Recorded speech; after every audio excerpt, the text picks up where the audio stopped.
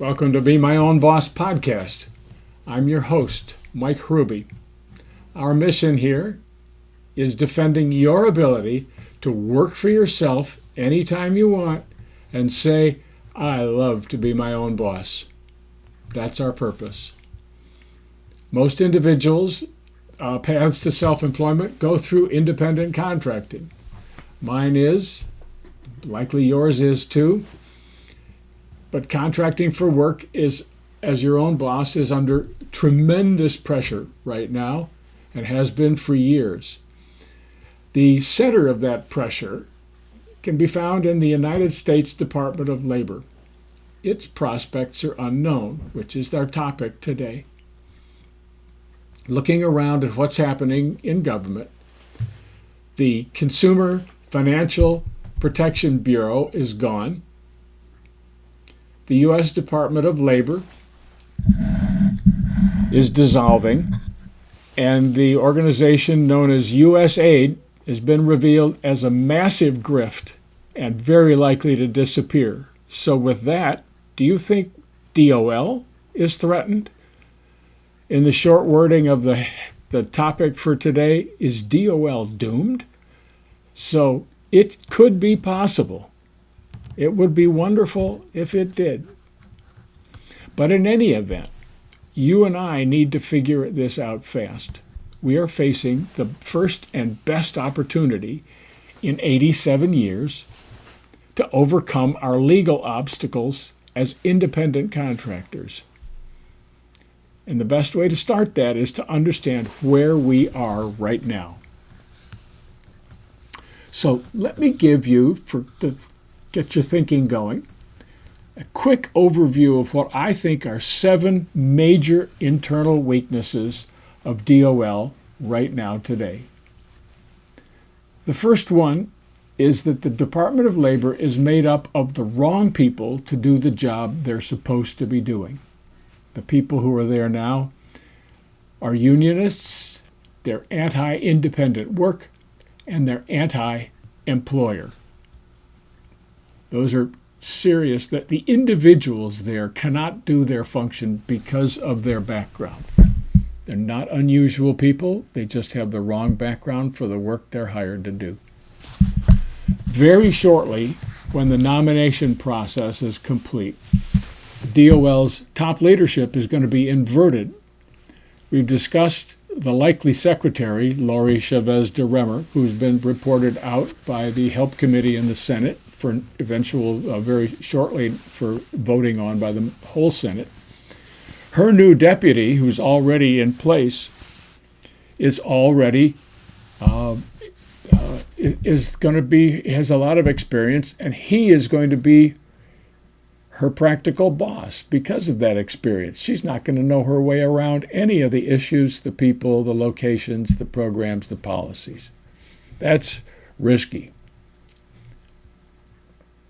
Shortly, then the things that they're working on, the logic of DOL's independent contractor regulations are really a fantasy. You don't hear this mentioned, but the fantasy is that your customer is your employer.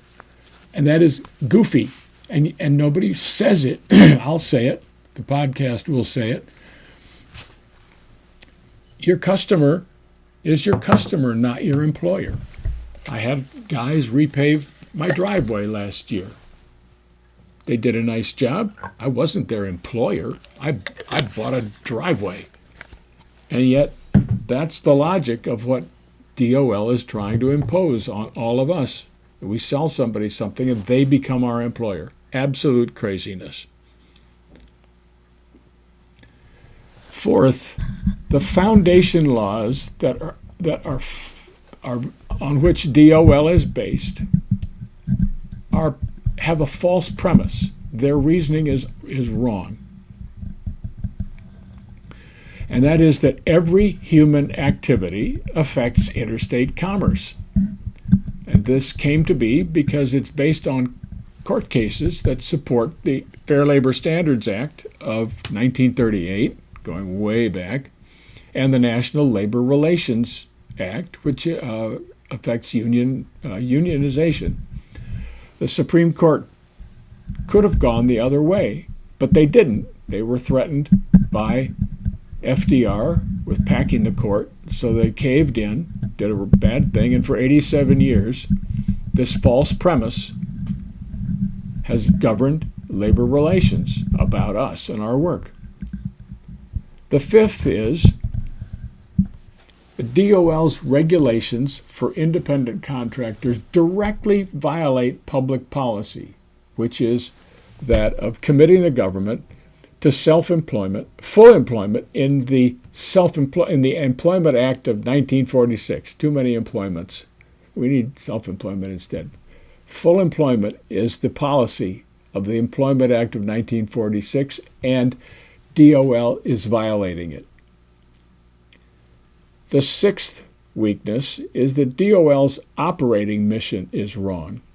Beginning in 2012, DOL discarded its legal mission of wage and hour regulation, with which there's not a lot of major complaints, a lot of grumbling, but people accept it. And from there, they went to try to control the entire workforce. That's us and everything else, and all agreements between individuals and their employers, everything. They tried to get a hold of anything. None of that's in the statutes. So what they're doing is out of bounds. And the seventh one is that DOL's budget and function are really simply outlandish.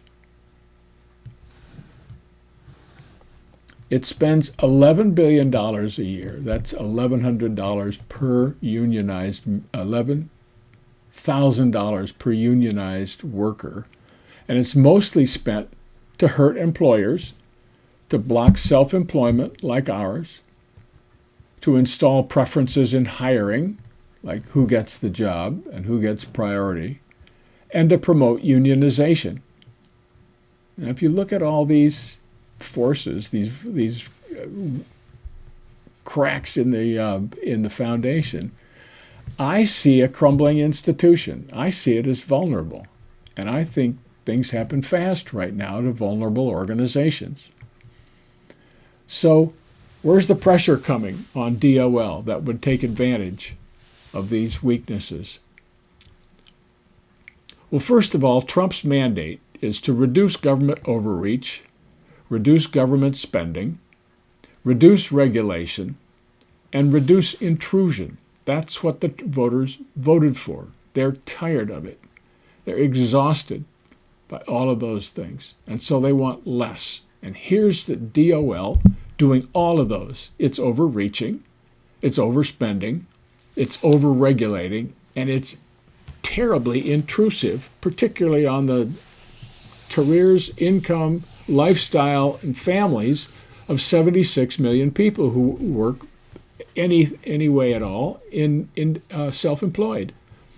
So at some point, Trump and DOL are going to collide, and I hope it's soon. The second force is the continued expansion of self-employment. And we're sitting here on a podcast, and we're the living example of this. There are at least 1 million podcasters right now in the United States. Every one of them is self-employed, as far as I can tell. It's very exciting.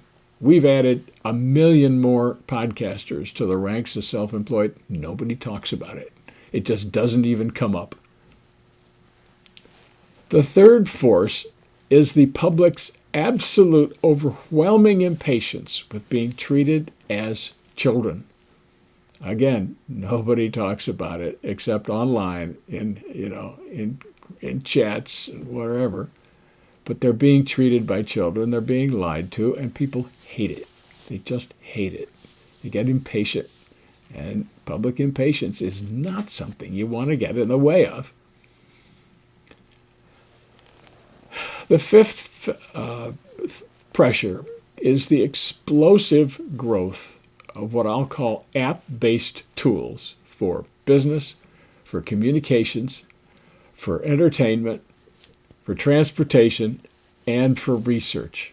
It is fabulous what's happening. We add AI to that, and it just speeds it up, makes it better, makes it faster. I now use 2 forms of AI in order to do the homework for Be My Own Boss podcast. It's phenomenal. It's just phenomenal. You're going to benefit from it shortly. And that means that more and more people are going to find more ways and more profitable ways to spend their time using these tools and making money doing, performing services that people want to have done. And finally, Kevin Kiley's bill, which we talked about recently, bill number 1319. I can give you that. There's a QR code of that. We can put that in the on the screen. Kiley's 1319 returns DOL regulations to late 2020, but it does not advance our circumstance beyond that. So basically, nothing's happened in labor. When they do this, when they put it through, which I believe they will, it's not advancing us. It's just making up for lost ground. So we can have an effect on that too. So BMOB podcast, Be My Own Boss podcast, and I pledge to cover these forces in coming episodes. And 3 examples that have come right to mind that you never hear discussed. The first one is, who's the new number 2 at DOL? I think his name is Keith. I don't know anything about him, but he's going to run the show effectively. We need to know who he is, what he stands for. There's another question. I did some research and found some very interesting answers. That one attorney opposes self-employment the most effectively of any in the country. And we should be watching this person's every move, and nobody knows the person's name. Do you know the person's name, the most effective attorney? No, I bet you don't. Anyway, remarkable. And we're going to talk about one single step that could improve Kiley's 1319 bill for independent contractors, and you wouldn't have to change a word.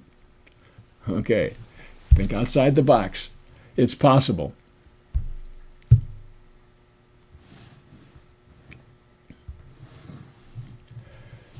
So, behind all of this, Be My Own Boss podcast wants you to understand a couple major points. You and I both need to grasp how precarious the Department of Labor's position is as an agency. It could evaporate if the wind blew right, and it could be gone, along with some of the regulations with it. That is remarkable. It's never been that way. We all have to grasp how vulnerable the Department of Labor is to major shrinkage. I mean, really serious shrinkage, 80, 90%, breaking it apart, moving its different divisions, resizing them, and moving them to other agencies. DOL could literally disappear in weeks or months if they got after it, which maybe we should ask them to.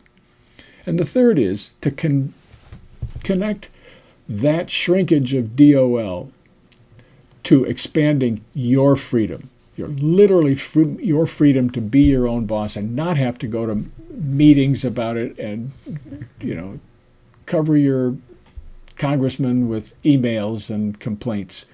Those are necessary now, but they shouldn't be. That shouldn't be what you have to do in order to go to work. In order to go to work, you need to find a customer, offer them something, and then do it, and then collect for it. Like independent contracting is very simple in some ways, and we need the freedom to do that. So these are exciting times, and absolutely awesome improvements are possible. So I'll stop talking for just a moment. I will leave the panel up with the Kiley bill is available through this QR code. And now I'll Take care of it by transitioning. Okay. Now, any questions today on any of this? We're glad to see them. So be sure to like this podcast and what they say, mash the button. Subscribe to our channel so you can get the announcements from Google, and join us every episode. We are going to win. We can make it happen. So thank you for listening. See you next episode.